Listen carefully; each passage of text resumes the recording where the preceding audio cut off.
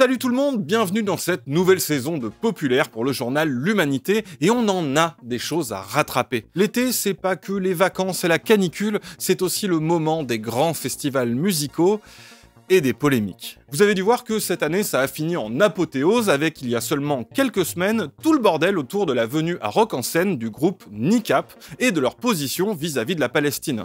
À Paris, la programmation du groupe au festival Rock en Seine a fait débat. Pour sa part, le ministre de l'Intérieur a mis en garde contre tout propos à caractère antisémite, d'apologie du terrorisme ou appelant à la haine. Je rappelle que certains pays les ont interdits soit à des événements type festival, soit complètement interdits de territoire.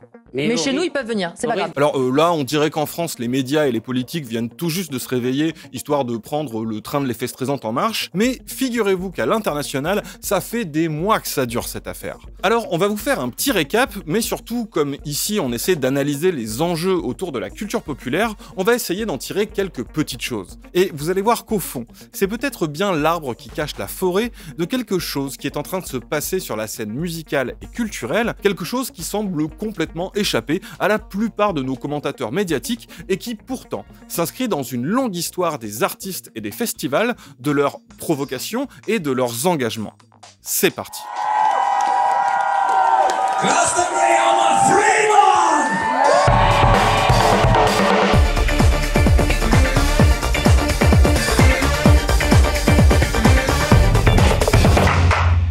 Commence le 11 avril dernier à Coachella. Alors pour vous situer, Coachella, ça se déroule tous les étés en Californie et c'est pas une kermesse, c'est un des plus gros festivals musicaux au monde qui existe depuis 99 et dont la billetterie seule pèse près d'une centaine de millions de dollars. Des millions. Des millions, vous êtes charmante, mais vous voyez ce que ça fait déjà 1 million, Armina? Ce soir-là, sur la scène passe un groupe qui a suffisamment le vent en poupe pour jouer ici, mais dont le nom est encore relativement méconnu du grand public, et ce, plus pour très longtemps, NICAP.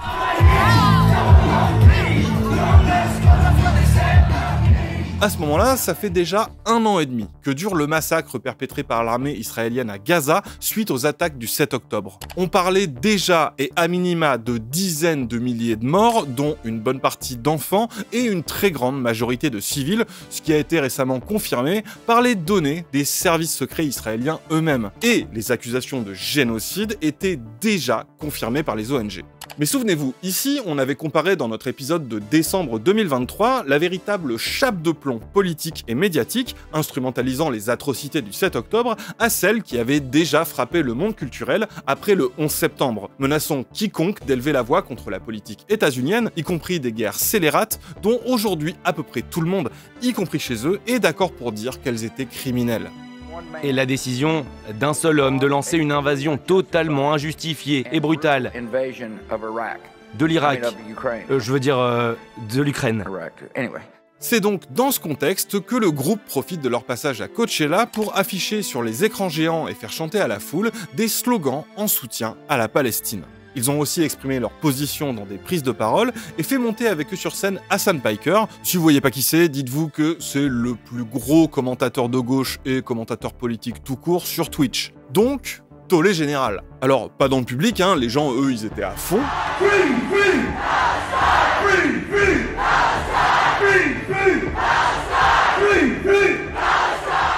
Mais dans les médias et avec l'organisation du festival mise sous pression pour condamner. Est-ce que vous condamnez le Hamas? Le Hamas, est-ce que vous le condamnez? Vous condamnez le Hamas? Le Hamas. Vous condamnez le Hamas? Le Hamas, vous le condamnez? Est-ce que le Hamas, vous le condamnez? Pourtant, Coachella, c'est aussi un endroit d'expression. À la base, ça a été lancé par le groupe Pearl Jam, qui est pas le dernier sur ses engagements. Mais depuis, c'est devenu une grosse machine commerciale avec des enjeux économiques de fou. Retenez bien ça, on va y revenir parce que le concert de NICAP à Coachella, quand je dis que c'est l'arbre qui cache la forêt, tollé qui fait que leurs détracteurs vont aller creuser tout ce qu'ils peuvent pour trouver des trucs contre eux, notamment des images où un membre du groupe a tenu sur scène un drapeau du Hezbollah libanais, poussant le groupe, qui considère que ces images ont été sorties d'un contexte, à clarifier publiquement leur position. Oui, je condamne les actions du Hamas. Que les choses soient bien claires. Prouvez-le. À savoir qu'ils ne soutiennent ni le Hezbollah ni le Hamas et qu'ils condamnent toute attaque envers des civils, quelles que soient les circonstances, précisant même qu'ils en sont particulièrement conscients du fait de l'histoire de leur nation. Ça aussi, on va y revenir. Pour autant, ces accusations vont valoir au chanteur Mochara une comparution pour apologie du terrorisme, pour laquelle le tribunal doit rendre son verdict le 26 septembre, ainsi qu'une énorme campagne médiatique contre eux, d'abord aux États-Unis et au Royaume-Uni. Despicable evil, which NICAP represent. Shame on Glastonbury. Sauf que du coup, effet Streisand. Et puis alors, un beau, hein. Vous savez, l'effet Streisand, c'est quand, en voulant faire taire ou invisibiliser quelque chose, on provoque la réaction inverse. Et là, tout le monde parle du groupe, tout le monde s'intéresse à eux, des gens qui les connaissaient ni d'Ève ni d'Adam écoutent leur musique, pas de bol, à ce niveau-là, ça défonce.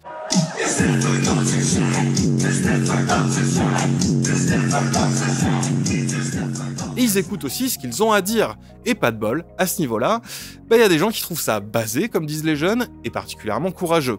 Nous savons que cette histoire ne concerne pas seulement moi, ni seulement NICAP. C'est une histoire qui concerne la Palestine, et nous ne sommes qu'une distraction de la véritable histoire.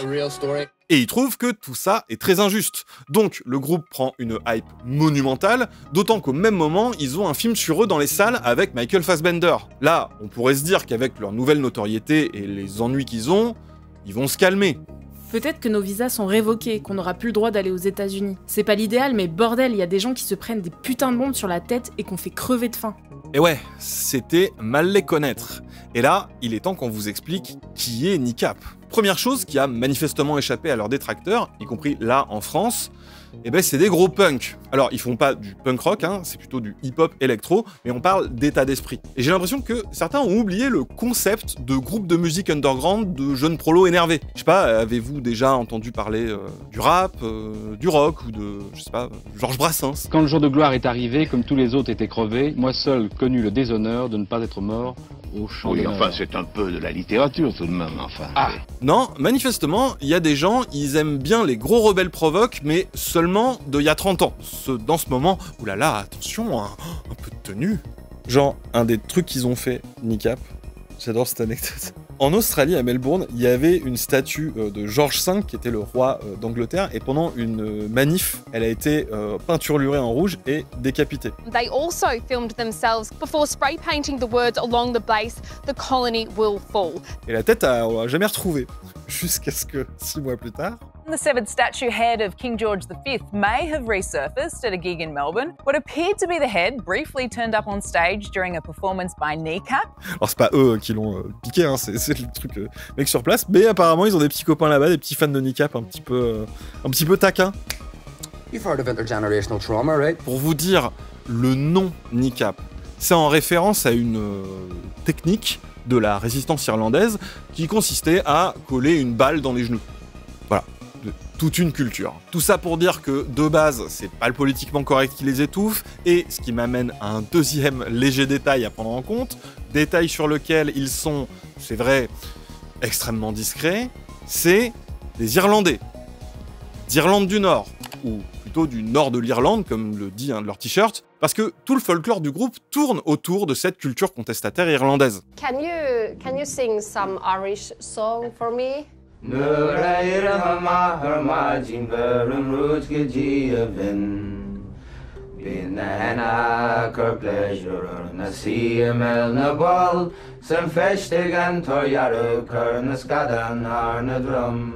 sais pas si vous vous rendez compte qu'un des groupes internationaux les plus hype du moment rappe en gaélique, avec des chansons du style « Dégagez-moi la Grande-Bretagne » et des phases bien provoques qu'on pourrait traduire par « La moitié de ma thune pour ma maman, un peu d'argent sale pour les copains et le reste pour l'IRA ».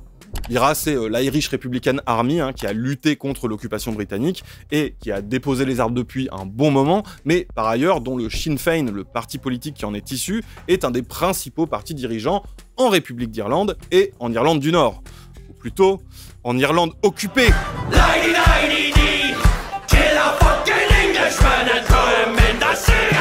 Ce serait bien que tout le monde se détende un peu. NICAP a émergé de la culture rave postérieure au conflit en Irlande du Nord, où les jeunes protestants comme catholiques se rendent à des fêtes illégales pour prendre des substances illégales et danser ensemble. Cet état d'esprit s'est retrouvé dans le concert historique du groupe à la SSE Arena de Belfast, quand ils ont invité Young Spencer, un rappeur loyaliste, c'est-à-dire pour le maintien dans la Grande-Bretagne, à faire leur première partie. Alors vous me direz, quel est le rapport avec la Palestine? Eh ben les Irlandais, eux, ils voient bien le rapport. Vous avez remarqué ça, les Irlandais, ils sont au taquet sur ce sujet, hein. Et pas depuis 2 ans, hein. C'est une tradition. Que ce soit leurs politiciens, le soutien populaire, mais aussi beaucoup d'artistes irlandais. Personne de sain d'esprit, moi comprise, ne peut faire autre chose que sympathiser avec la situation que subissent les Palestiniens. Aucune personne saine sur cette terre ne condamne pas tout le bordel auquel se livrent les autorités israéliennes. Alors, pourquoi?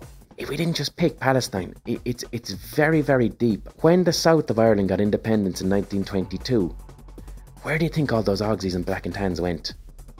They went to Palestine. So Britain had mandatory Palestine. So the people, the soldiers, the actual human beings who had enacted collective punishment and brutalization on the people of Ireland, their leader and those Black and Tans went and did the exact same thing in Palestine. Je sais, on n'a pas l'habitude venant d'un pays européen, dont beaucoup comme le nôtre ont une histoire d'empire colonial, mais les Irlandais, c'est des colonisés, qui ont, en partie, et comme nos anciennes colonies, acquis leur indépendance par le combat politique et même la lutte armée.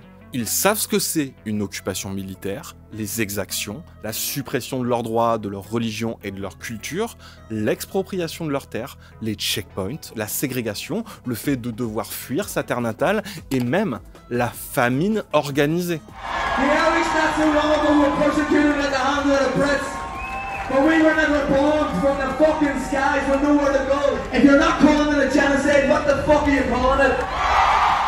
Pour dire à quel point c'est sérieux le truc de l'Irlande et d'Israël, Netanyahou, quand il est parti faire ses rencontres internationales en avion, il a évité de survoler l'espace aérien irlandais. Genre c'est un vrai bail, genre il a vraiment contourné l'Irlande parce qu'il se dit c'est des oufs, peut-être ils vont m'arrêter quoi. Genre, il a un mandat d'arrêt international au cul. Hein. Mais bon, tout va bien. C'est-à-dire en fait les Irlandais ont dit que c'est des oufs, mais en fait c'est juste la loi internationale en fait. Bon.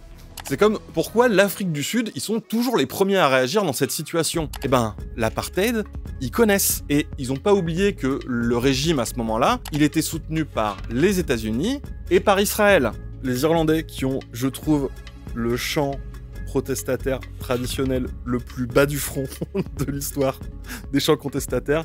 Come out, you black and tan.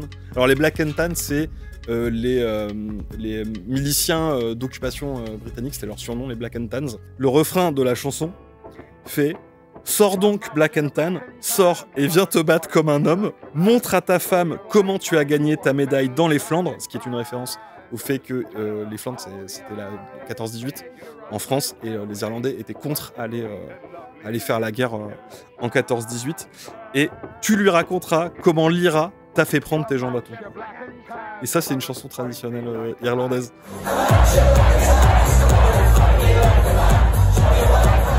Bon, après, je pourrais parler 3 heures de la culture contestataire irlandaise, et notamment musicale. Il n'y a quasiment pas une de leurs chansons traditionnelles qui soit pas une diss track envers l'Empire britannique. Mais bref, tout ça pour dire que cet élément culturel et historique, quels que soient les jugements moraux à l'emporte-pièce, il est hyper important. Et il explique aussi le soutien des groupes irlandais à la Palestine et la mobilisation en faveur de ces groupes. Our history has become our biology.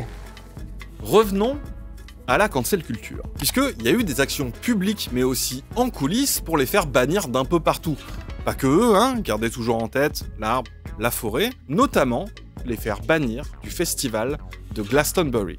Comment vous expliquer ce qui s'est passé à Glastonbury? Il y a bel et bien eu des pressions pour les faire déprogrammer, comme à Rock en Seine, mais le problème avec Glasto, c'est que c'est le festival d'un vieux hippie gauchiste qui a baigné dans la contre-culture des années 70, et autant vous dire que des groupes contestataires, il en a vu d'autres, et c'est sur son champ depuis des décennies, donc il a juste dit, si vous n'êtes pas content, c'est pareil, vous avez qu'à aller voir autre chose. Et pour autant, c'est pas une réunion de punk anarchistes, c'est un truc énorme, une institution, avec un public gigantesque et hyper familial. Pour vous dire, la BBC retransmet le festival en direct devant des millions de gens. Alors la chaîne, elle, qui est une chaîne publique, ils ont dit « Ok, mais nous, on passera pas NICAP ». Et là...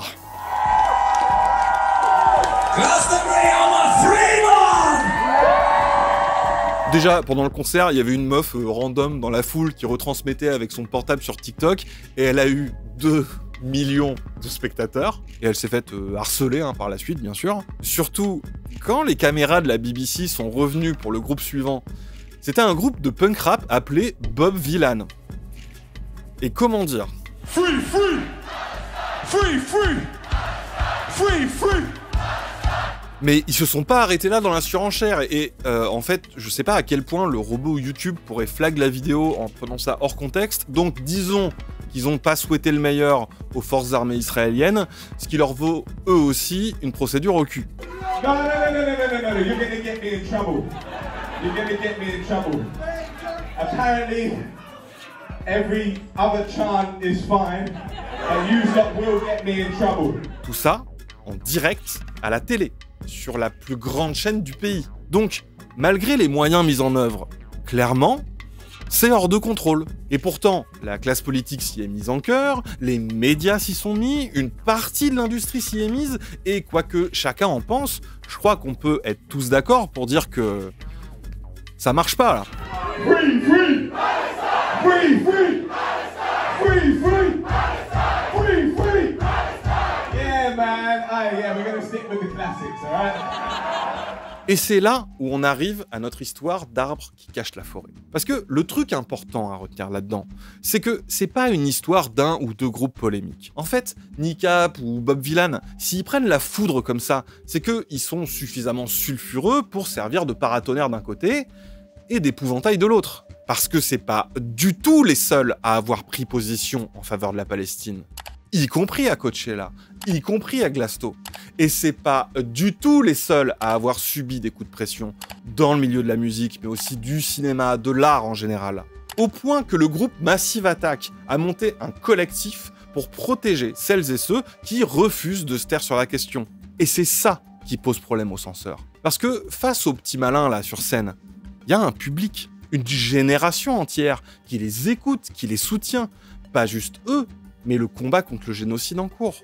Dans l'épisode qu'on a évoqué avant, qui date de décembre 2023, on parlait du fait qu'après le 11 septembre, il y a eu peu de réponses culturelles face aux dérives autoritaires et aux guerres, si tu compares par exemple avec l'effervescence contre-culturelle autour de la guerre du Vietnam, qui a marqué la culture populaire mondiale. Et ben manifestement, ici, ça marche plus. Je pense que va falloir se rendre compte collectivement comment la question du génocide en Palestine, pour une génération, ça va être fondateur, politiquement et culturellement, comme la guerre du Vietnam l'a été à une époque.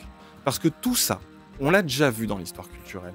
C'est quelque chose qui la marquera à jamais. Avoir fait Glastonbury en 2025, ça va devenir comme avoir fait Woodstock. Avoir écouté tel ou tel groupe, ça va devenir un marqueur, comme avoir fait tel ou tel manif. Tout ça va devenir la bande-son d'une époque. I mean, they're clearly the Rage Against the Machine. Yeah. What they're doing in their art is what people could probably stand to do more in their lives, is to really speak truth to power. Right. And, you know, NICAP are not terrorists. What is terroristic is, you know, 20,000 dead Palestinian children. That's the story. Et je peux pas m'empêcher de me demander comment, en miroir, ceux qui veulent la faire taire pensent sincèrement que ça va marcher. Et si j'avais été vice-président de la région, comme je l'étais à l'époque, chargé de Rock en Seine, j'aurais interdit la production de ce groupe. C'est très facile à faire. Oui, bon, là, c'est sûr, ils se pensent dans leur bon droit parce qu'ils ont leur rond de serviette sur des plateaux de milliardaires, parce qu'ils répètent bêtement ce qui est dit dans cette sphère politico-médiatique bien verrouillée, bien unanime, bien en ordre de marche. Pourtant, ça prend pas.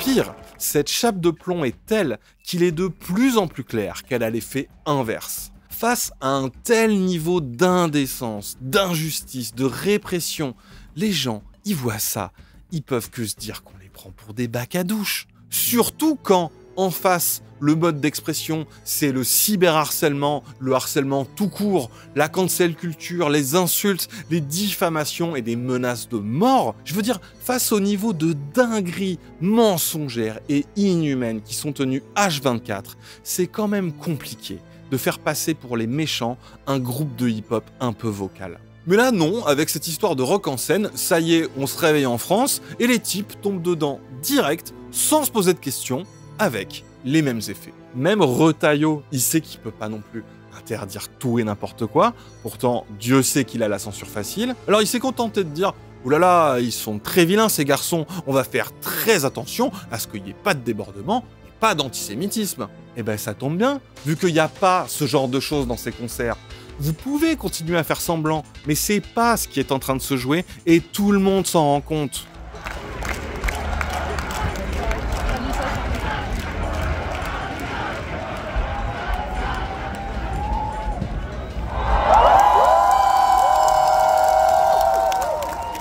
Et Valérie Pécresse, elle aura beau essayer de resserrer la muselière en enlevant des subventions. Bon, les 500 000 € de la région Île-de-France, je sais, ça paraît beaucoup. Et au passage, c'est pris sur les billets que la région devait payer aux jeunes. Hein. Mais Rock en scène, c'est 17 millions de budget. Parce que les gens, ils y vont en fait. C'est leur festival, c'est leur groupe, c'est leur culture. Et c'est leur combat. Alors, bon courage à ce stade pour leur faire croire qu'ils sont du mauvais côté de l'histoire. La jeunesse qui se retrouve à nos concerts n'est pas dupe des mensonges. Ils se tiennent du côté de l'humanité et de la justice. Ça nous donne de l'espoir. Aucune campagne de dénigrement ne changera ça. Les véritables crimes ne se déroulent pas à nos performances. Les véritables crimes sont le silence et la complicité des classes dirigeantes. Honte à elles. Nous ne sommes pas le sujet. Le sujet, c'est le génocide. Nous sommes du bon côté de l'histoire. Vous ne l'êtes pas. Nous allons gagner. Free, free, Palestine! Free, free, Palestine!